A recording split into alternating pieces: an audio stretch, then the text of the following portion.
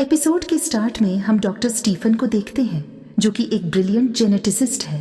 वो जानलेवा कैंसर जैसी बीमारियों के खात्मे के लिए नैनो टेक्नोलॉजी पर रिसर्च कर रहा था। उसका कहना था कि बॉडीज का सेल्यूलर स्ट्रक्चर चेंज करके घातक या विनाशकारी एलिमेंट्स को निकालने से ऐसा मुमकिन हो सकता है। डॉक्टर स्टीफन क्लेबोर्न यूनिवर्सिटी में अपनी इस रिसर्च को एक एक्सपेरिमेंट के थ्रू दिखा रहा था। वो स्क्रीन पर एक पानी की तस्वीर दिखाता है जो कि मैन मेड पोल्यूटेंट्स की वजह से बीमारियों से भरा हुआ था, लेकिन फिर उसके बनाए गए सोल्यूशन की वजह से उस पानी का रंग बदल जाता है। पानी अब बिल्कुल साफ हो चुका था, मगर तभी एक आदमी के यह बोलने से ओपन नरेशन स्टार्ट हो जाती है कि इंसान ने हमेशा बीमारी से बचने के लिए काम किया है। लेकिन क्या हो कि जब वह इलाज बीमारी से भी ज्यादा खतरनाक हो जाए। यहाँ पर एक्चुअली डॉक्टर स्टीफन की बनाई गई नैनोबोट मशीन की बात हो रही थी, जो कि किसी भी बीमारी को ठीक कर सकती थी। स्टीफन थोड़ा एरोगेंट और सेल्फिश टाइप का इंसान है। उसे अपने काम पर पूरा विश्वास था एंड अब अपने काम के लिए खुद पर प्राउड भी फील करता था। लेकिन बहुत से दूसरे इंटेलिजेंट लोगों की तरह डॉट स्टीफन भी इस बात पर इतना ध्यान नहीं देता कि उसके नैनोबोट्स कितने मिरेकलेस हैं, और ये खुद को डुप्लीकेट करने और अपने दम पर काम करने में भी काफी स्मार्ट है। वहां पर डॉक्टर नॉर्मन स्टीफन के एटीट्यूड से खुश नहीं थे। उन्हें स्टीफन के अंदर प्रोफेशनल कंडक्ट की कमी का एहसास होता है, क्योंकि वह खुद को गॉड से भी कंपेयर कर रहा था। वह स्टीफन से बोलते हैं कि उसे रूल्स के साथ चलना चाहिए, क्योंकि लास्ट टाइम भी इस वजह से पूरा डिपार्टमेंट बंद होने वाला था और स्टीफन की जॉब भी जाने वाली थी। मतलब वह स्टीफन को धमकी दे रहे थे कि इस तरह वह अपनी ग्रांट भी खो सकता है जो उसे मिलने वाली थी।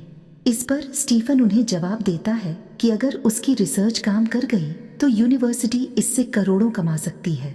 डॉक्टर के पास नैनोबोट्स की रिसर्च को दुनिया के सामने लाने का एक ही मौका था, सो वे अपनी ग्रांट और बोर्ड ऑफ ट्रस्टर्स की खातिर उनकी बात मान जाता है।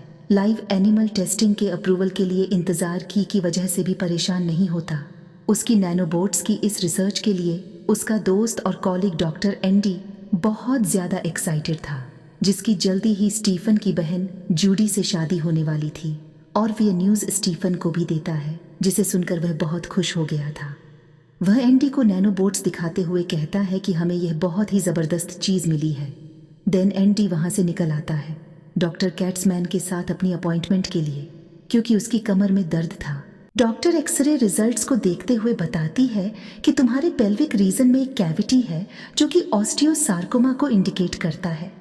ये सुन के एंडी घबरा जाता है, क्योंकि डॉक्टर उसे घातक पेल्विक कैंसर की न्यूज़ सुना रही थी, जिसकी वजह से या तो वह 1 साल में मर सकता था या फिर सर्जरी के बाद उसे अपने लोअर बॉडी के बिना ही रहना होगा। इस हॉरिफाइंग न्यूज़ के सल्यूशन के लिए बव स्टीफन से उसके नैनोबोट्स के बारे और जानकारी लेने जाता है, लेकिन ये जानकर उसे मायूसी होती है कि स्ट्रीजेंट टेस्ट के बिना बोर्ड कभी भी ह्यूमन टेस्टिंग अलाव नहीं करेगा, चाहे इंसान खुद जितना भी इसके लिए तैयार क्यों ना हो, क्योंकि इस तरह लॉ सूट्स का खतरा था एंडी अब, क्योंकि पहले ही जुड़ी के साथ अपनी आने वाली जिंदगी की प्लानिंग कर रहा था और उसके पास खोने के लिए कुछ भी नहीं बचा था। सो रात को चुपके से स्टीवन की लैब में जाकर नैनोबोट्स खुद को इंजेक्ट कर लेता है, जिसके रिजल्ट जल्दी ही 3 दिन के अंदर ही आ जाते हैं।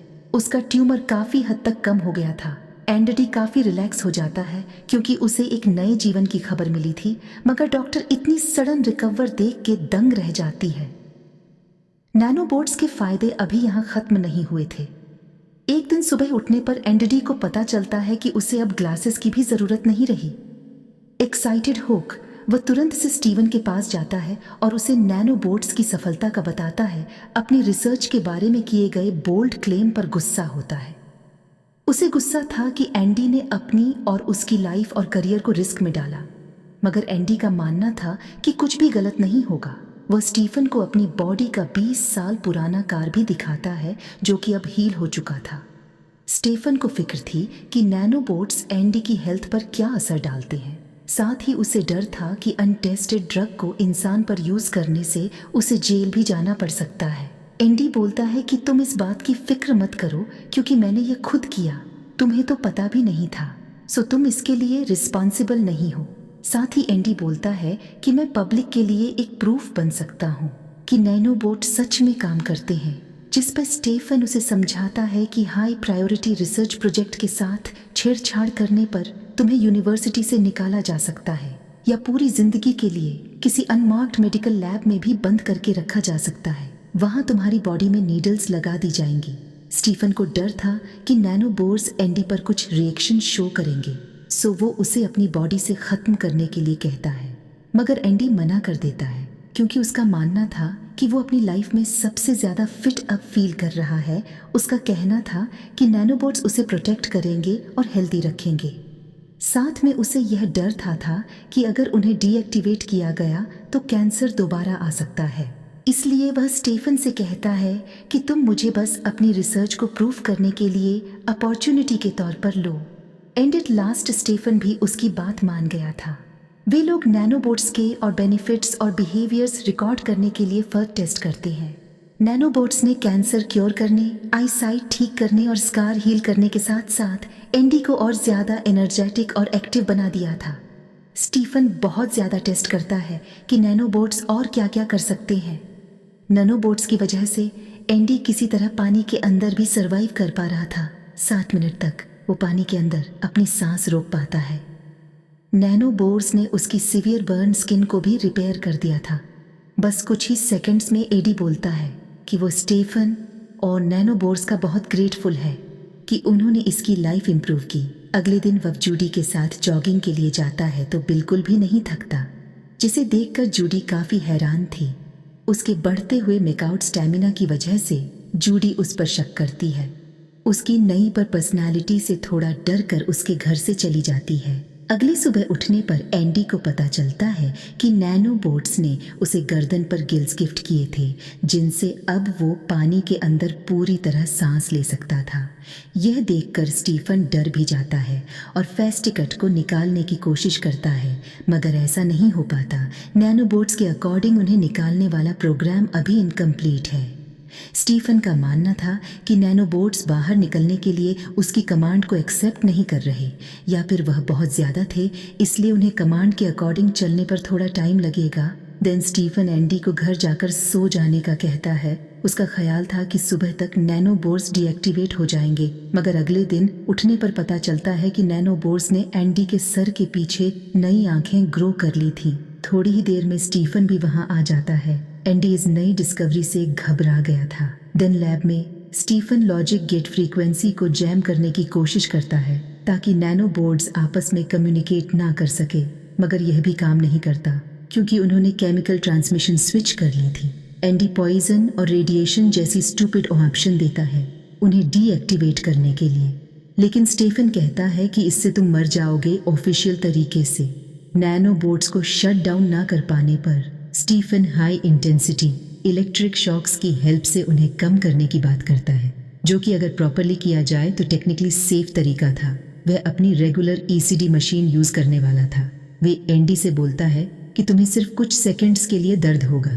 पहली बार शॉक देने पर उसे नैनोबोट्स में काफ़ी हद तक कमी दिखती है, सो वह दूसरी बार भी शॉक देता है।